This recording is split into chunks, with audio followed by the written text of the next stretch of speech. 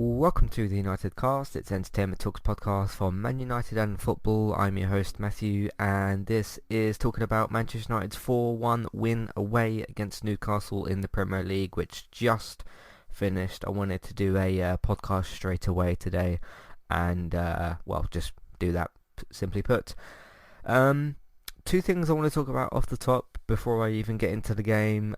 First of all, that was a lot better, wasn't it? Much better. Here's the thing as well. I guess I've got 3 points to start off with. First of all, to say, yeah, that was a lot better, simply put. Second of all, it's very interesting with the Manchester United, isn't it? Because when you look at the defeats that we've had this season, Crystal Palace and Tottenham, 3-1 and 6-1, and we've looked awful in those games. You look at this game against Newcastle, and we played really well today. And you just think that there's just a level of inconsistency at Manchester United at the moment, isn't it? I mean, the 3-2 win against Brighton was a bit of a different story, wasn't it? A slight bit of luck, but still the correct result in the end. You look at this 4-1 against Newcastle, just look at the way that we've played, and you think, okay, if we're going to try again to win the league title at some point in the future, hopefully before I get really old or something, you've got to play like that every single week, all 38 games of the season. I don't care if you're playing Fulham or West Brom or Liverpool or Man City or whoever. I don't care who you're playing against. You've got to play with that level of intensity and the correct level of mentality and speed as well. Now, that brings me on to my third point, where I think I might have mentioned this before. I've done a lot of episodes of this podcast at this point. You look at some of our players in our team, not all of which who played today. I'm going to give you a few examples. Dan James, Greenwood, Rashford, Fernandes, Van der Beek, Fred I would put in there as well, Martial. That's 7 players, right? Not all of them played today. Some of them played today. Rashford did, James did, Fernandes did, Fred did as well. All those players have got something in common. Now, not all on the same level, but they've all got something very much in common: speed. Now, when you look at a lot of the goals that we scored today, the Bruno Fernandes goal, the Wan-Bissaka goal, and the Rashford goal at the end, they all came from speed. Of course, the Maguire equaliser came from a corner. Good stuff. Totally different goal. Got nothing to do with what I'm talking about here. You look at that, and you look at some of our better goals from last season and from this season so far. A lot of them came from not necessarily counter-attacks, but just really quick set pieces of play, if you will, where we've run at the defence, and we've managed to find the space, whether it's luck or bad play from the other team or some combination of something else maybe. You look at that, and we've used our speed in a lot of those goals. Now, 3 of them which we scored today, and if you take all 3 of those goals away, it's 1-1. And we'd probably feel a bit more disappointed if that happened. Great result today. Really happy with what we did. I thought we started off pretty poorly, to be honest. The goal at the start, which most people will probably forget because it's in the first 2 minutes. And most people will probably look at the 4 goals that we scored, which is a positive. The 4 goals that we scored, I think, were very good. But do you know what I'm saying? You look at some of the players in our team, not all of them, because Mata hasn't really got pace, Pogba hasn't really got pace, Matic hasn't, McTominay, he can be quick sometimes, but he hasn't really got pace per se. Most of, and Igalo, you can't really include him in there. Cavani, you can't really include him in there.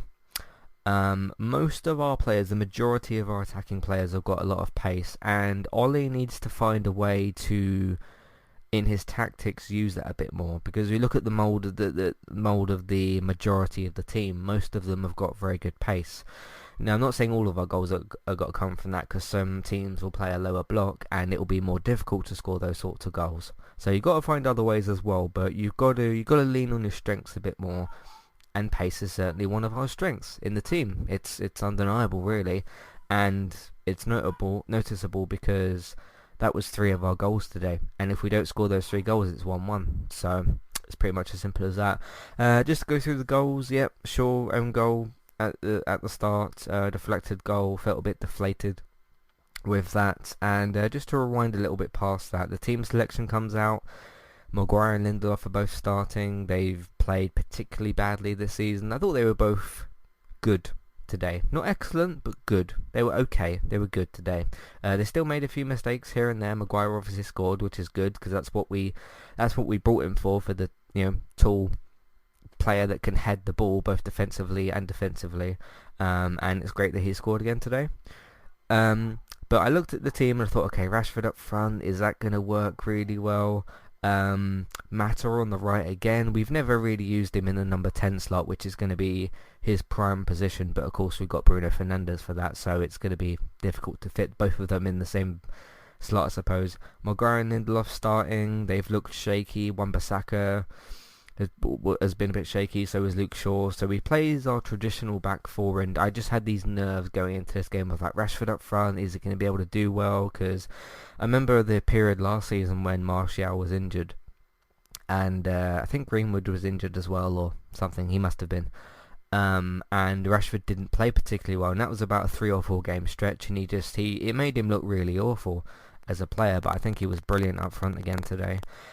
So yeah, I was just nervous from the get-go in regards to the team selection. I was thinking, Ole, what have you done? You should have dropped Maguire, etc., etc. But those nerves were sort of gone by the end of the game, of course, or even before that. So yeah, unfortunate, unlucky goal at the start. Should have, if your defender's deflecting the ball, it's down to them because they should be closing it down and blocking it better. So that is a fault of Luke Shaw. So, yeah, but in the grand scheme of things, when you look at this game, when the majority of people look at this game, that own goal at the start isn't going to matter because they'll be looking at the 4 that we've scored, and it just sort of overtakes it in a way. Maguire, really good goal from a header from a corner. He scored one goal from a header from a corner last season. I can't remember which time it was that we played Chelsea because I think we played them 4 times last season, but it was one of the games against Chelsea that Maguire scored. I don't know if it was one of the Carabao Cup games or a league game. I think it might have been one of the league games, but it was against Chelsea and he scored his 1 goal for the season. He's got to be doing that a lot more. And I think that sends a good message to everybody from Maguire of like, okay, I've played really badly, Greece is still burn on his mind, probably, and whatever, he's got the court case coming up, but good of him to score, really good. So I'm pretty happy about that. Bruno Fernandes goal, sorry, let me just check this. Yeah, Bruno Fernandes goal, really, really good stuff as well. Thought that was great. Yeah, that was one where he smashed it in the top corner, wasn't it? So, wait, hang on a minute. Maguire? Yeah, Maguire scored the equaliser. Sorry, I was a bit confused there for a second. Yeah, Maguire scored the equaliser to make it 1-1, and then Bruno made it 2-1 with a great goal. Great bit of play from Rashford from the left-hand side. Great little bit of interchange play between the two of them. I think Van der Beek and Pogba were on at that point, weren't they? 86th minute. So we scored all of our goals in the last 10 minutes. Well, most of our goals in the last 10 minutes. The ability to put it in the opposite top corner from where he's standing, just a really, really great strike. And again, what does that goal come from? Rashford running at the defence. He's the fast player. Bruno Fernandes, fast player. He's able to get around the side, make a little bit of space, scored the goal. Really good stuff. We should be trying to do more of that in some way, shape or form. Wan-Bissaka goal from sort of the right hand side, edge of the box, almost from where Greenwood would score the majority of his goals. I think he's injured at the moment. I was a bit confused as to why he wasn't in this game at all, but I did hear a few minutes into the game that or a few minutes before the game, sorry, that he was injured. So yes, wish him well, hope he can come back strong and all that. Yeah, great goal by Wan-Bissaka. I believe that's his first goal for Manchester United as well, so he's kind of broken that duck, if you will. Good goal, again. Thought it was a great strike. Really good goal from a right back as well, but, it's not like fullbacks don't have a great record of scoring great goals, because you've got the likes of, Roberto Carlos, Leighton Baines, just to name a couple, who've scored similar types of goals as well. But yeah, good goal from Wan-Bissaka. I thought that was great as well. If he can get him on those sorts of positions and do something, that would be great. I thought he played really well again today. And then just to cap it all off, Rashford played through, I believe Bruno Fernandes made the pass there for the assist. Really, really good pass from him. And again, pace has been used in that particular goal. Rashford's clean through on goal. I was pretty confident that he'd put it away, and he did. So that was very, very good as well. Just speaking about players for a second, I just want to touch upon two Newcastle players. Saint Maximum, who I'd heard really, really good things about, but I didn't really know much about myself. He looks an incredible player. I mean, in terms of just skill alone and confidence and ball control, there was a period in this game where he was breaking down the left-hand side. Well, he is playing on the left-hand side. Skips past about 4 of our players before he gets fouled. I thought he looked fantastic, and I really do think with a player like that, you know, what's he going to achieve at Newcastle? He's just signed, I think, a 6-year extension contract or something.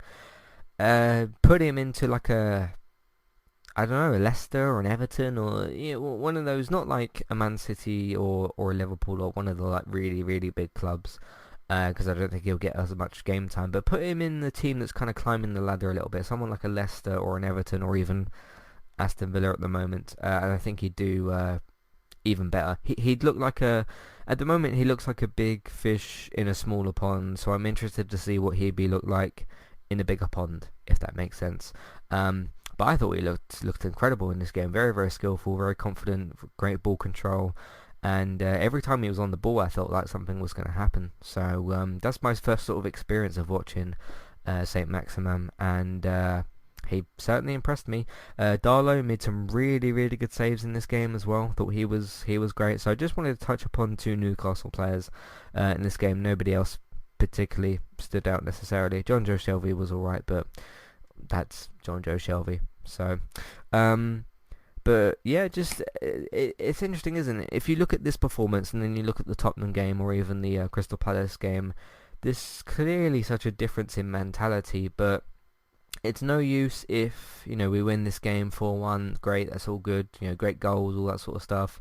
And then if we get, beaten badly by PSG on Tuesday or whoever we've got next weekend, I'll try and look it up in a minute. But it's no use if you go into your next Premier League game and your mentality drops again. We've got to stay consistent like this, otherwise we're just going to end up every year being a team that looks for the top 4. We've got to find a way to look at, okay, sure, we probably do need a better squad and there's a lot of players we could still get rid of, but what can we do with this current team in order to achieve something really good? Because there's no doubt that there's some very talented players in this team. Clearly, Van der Beek, Fernandes, Pogba, Rashford, Mata.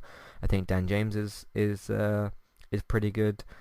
Still very young, of course. Greenwood, who's a young upcoming footballer. We've got Cavani coming into the team. Some great players on this. David De Gea played really well in this game again. Oh, speaking of David De Gea as well, what I can only describe as the clawback save, absolutely phenomenal. I mean, we could have gone 2-1 down at that point and that might have changed the game completely. It's little moments like that some people don't think of when they look at that and think, okay, brilliant save, he should be doing that. Sure, he should be doing that. De Gea's on, 350,000 a week or something, and he is still very much a world-class goalkeeper in my eyes. He's made a few mistakes in the last few years, but you can't look at a goalkeeper like that who makes a save like that and not say that he's world-class, or at least that's a world-class save. I thought that was brilliant. Again, that's one of them moments. If he doesn't save that ball, it goes in, it's 2-1, and the game just changes from there. So, yeah, great stuff from De Gea. I thought he did really, really well in this game. It's enough talking about players. I need to get into the player ratings in a minute, but before we do that, let's jump into a bit of housekeeping. I will see you for that in a minute. Hey there, I'm Aaron Holman, host of Eye to Eye, a weekly podcast talk show all about passion. I have this passion and this fire within me that burns brighter than the fire around me. Flow. With performing, there's always a story to tell, whether it's my own or not. And creativity. I go, he's more than cute, he's creative. All with an LGBT twist. Make sure to check out Eye to Eye, that's EYE, number 2, letter I. And rate and subscribe on Apple Podcasts or wherever you listen in today.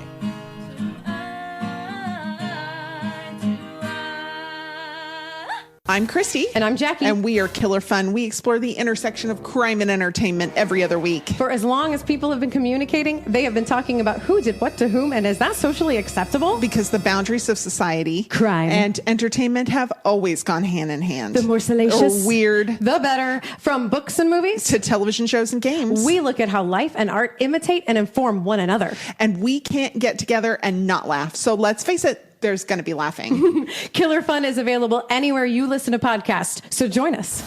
If you'd like to get started with a domain name and a website today, just click on the link in the show notes and that will take you over to Koalu to get started. They also have a live support chat system that you can use, which is in the bottom right hand corner.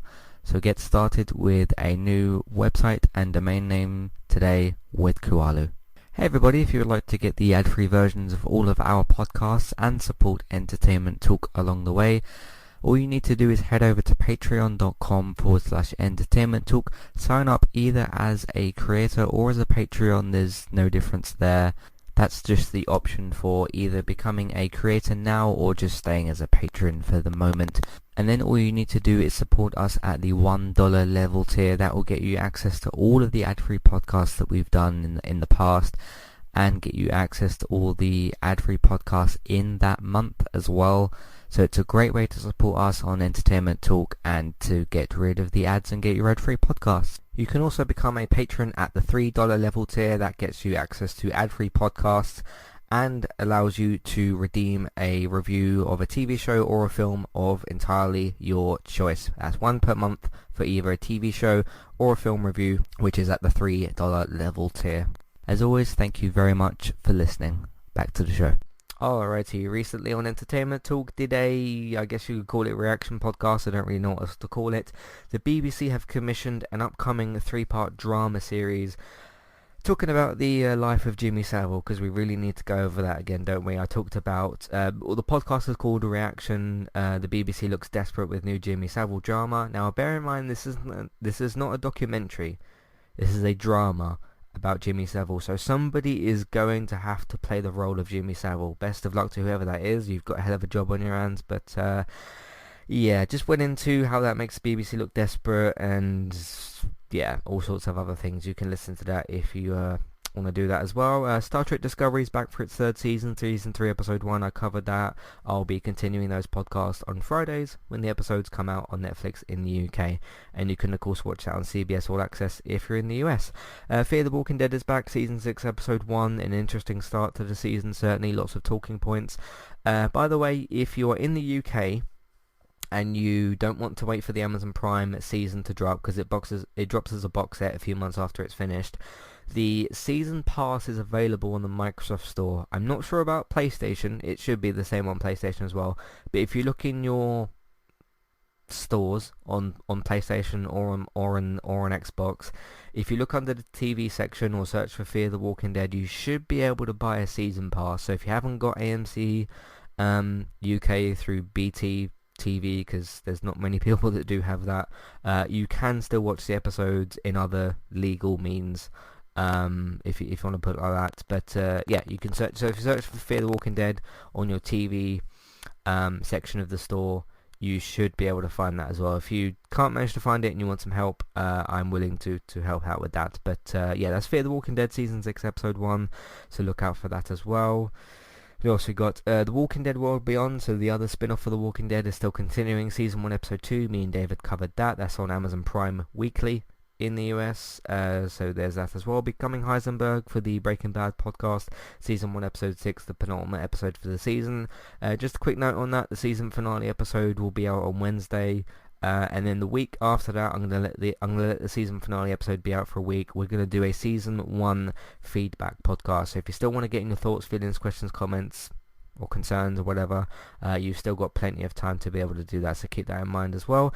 Gaming talk this week, we talked about the Spider-Man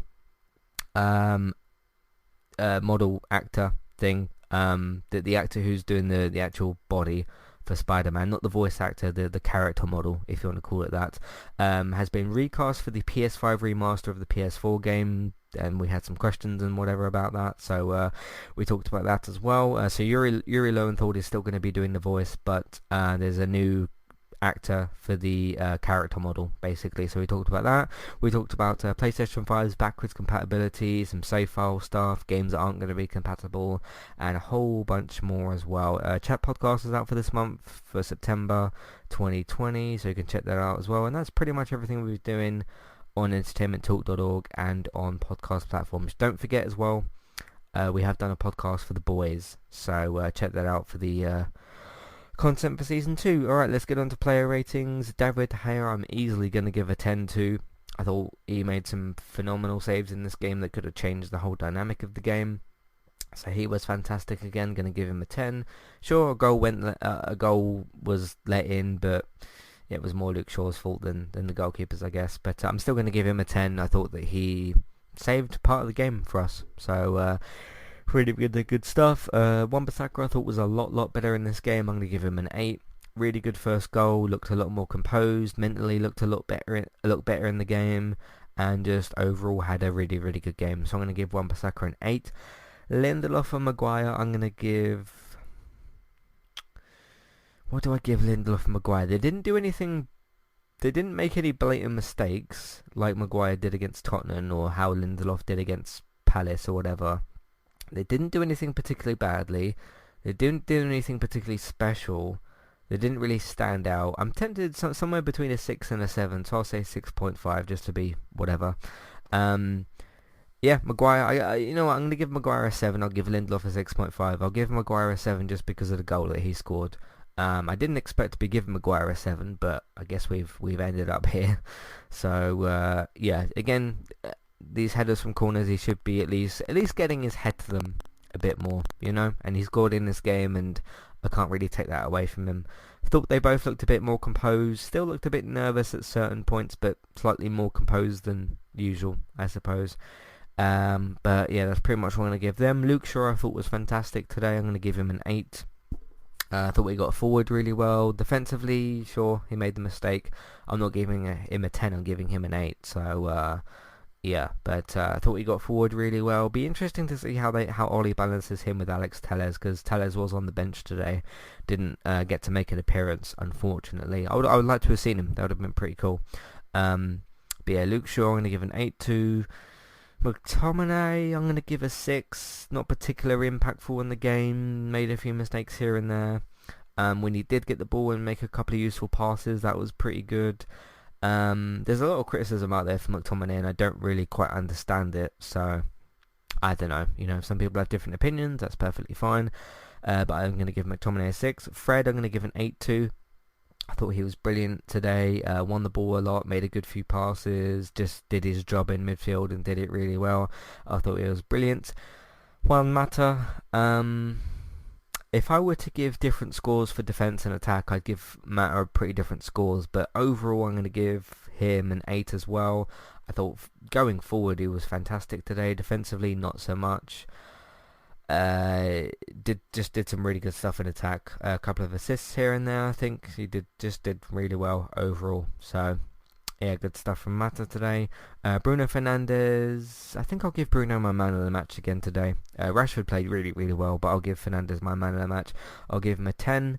Again, he's just it's interesting because I look at this team at the moment, like the whole team, and I think, okay, if you take Bruno Fernandes out, you probably put Pogba or Van der Beek in.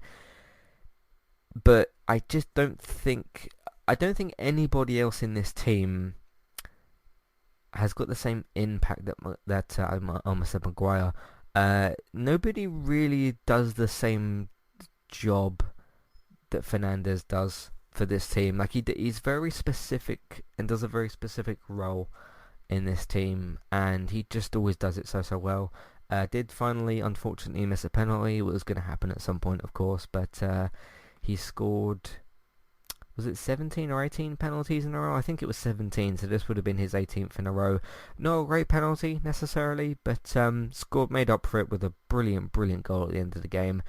I just think he's a very vital particular part of the cog in our team, and I don't really know what happens to this team if you take Bruno out, which you're gonna need to eventually because he can't play every game, but there's something so specific about what Bruno does for this team, and I don't know what this team looks like without that, and that does make me a little bit nervous, to be honest. So again, Van der Beek's great. Pogba can be good sometimes, but there's something specific about Bruno's role in this team. Dan James, I think he gets way too much stick. I'm going to give him an 8. I thought he made some really good passes today that will go completely unnoticed. He did make a few mistakes today. Had a good couple of shots on goal, a couple of good attempts on goal. It makes me laugh when I look around the fan base and they're all like, "Oh, get rid of Dan James. He's part of the deadwood of this team." Why? What has he done so wrong? I don't really understand it. It's just it's a bit baffling to me. I think people just look at him still as this championship level player. And sure, he could improve a lot, he could learn a lot, he's still got to learn a bit of football IQ, football intelligence per se, but I don't think he does anything wrong specifically, and he just gets, not abused, I think that's a bit far, he just gets slammed online, and it doesn't make any sense to me. I remember when the rumours came around about him potentially joining Leeds, either on loan or as a permanent deal, and I saw so many people, get rid of him, get him out of the club, get him out of the club. Why? What's he done so wrong? I don't really understand it. I'm being honest, I totally don't get it. So, yeah, I'm going to give Dan James an 8. I thought he was great. Rashford, I'm going to give a 10 to as well. I thought he was brilliant today. A couple of really good bits of play down the left-hand side. Really, really good goal for him at the end. And, yeah, also, just a quick note as well, congratulations to Marcus Rashford on his MBE. I don't actually know what it stands for, so I can't tell you that, but I know what it's to do with. He's been helping starving children in the country, and because our government is too inept to do it themselves, basically. And, Boris and whoever else is in charge, Matt Hancock or whoever's in charge of the political MP side of the coin, have been pretty much absolutely useless with doing it, and a 22-year-old footballer has had to come along and do it himself, basically. So a huge congratulations to Marcus Rashford, very proud of him for achieving that, and clearly his mind isn't too much on that, because he scored a brilliant goal today, and he was brilliant as well.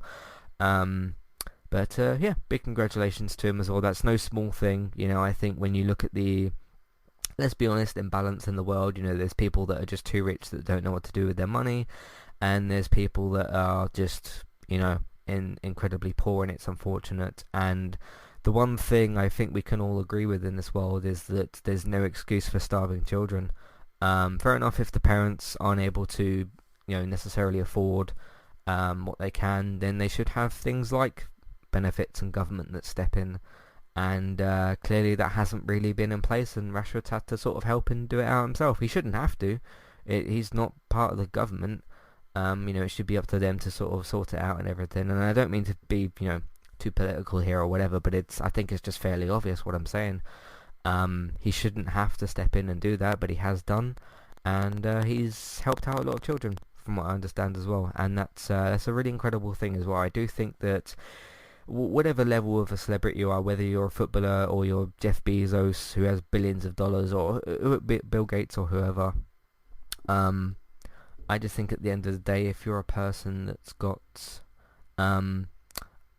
a lot of power and a means to do certain things, then you should step in. I always think it's quite, I'll be really honest here as well. I know I'm going on a bit of a tangent, but I do think it's very relevant to one of the players in our team. When I see those adverts that are asking just a normal citizen, normal person or whatever, for £3 a month to help out or whatever charity, what about these billionaires around the world? What are they? I know some of them do donate to charity and everything, but there's clearly still a lack of money and whatever going around, and Rashford's clearly helping out with that. He's got the means to do so. He's on, I don't know how much money, but several $100,000 or a lot of money per week, and he's putting that into, it's something that hits close to home with him. His mum used to unfortunately struggle given the situation that she was in, and it's great. But at the end of the day, as long as he still comes along, that we still pay him to do a job for us, to do to play football for us, and he scored a great goal today, and you can't ask particularly for too much more from your striker, can you? So let's hope he continues that on, and best of luck to him in the future, and this whole team as well. So anyway, that's my thoughts on pretty much the whole game. I've been very, very positive today. Are we going to win the league? I doubt it, but I can still be very positive about a 4-1 win. That's always a good thing to sort of take away. So, speaking of that, let's just very quickly check the league table because I have no idea where we are.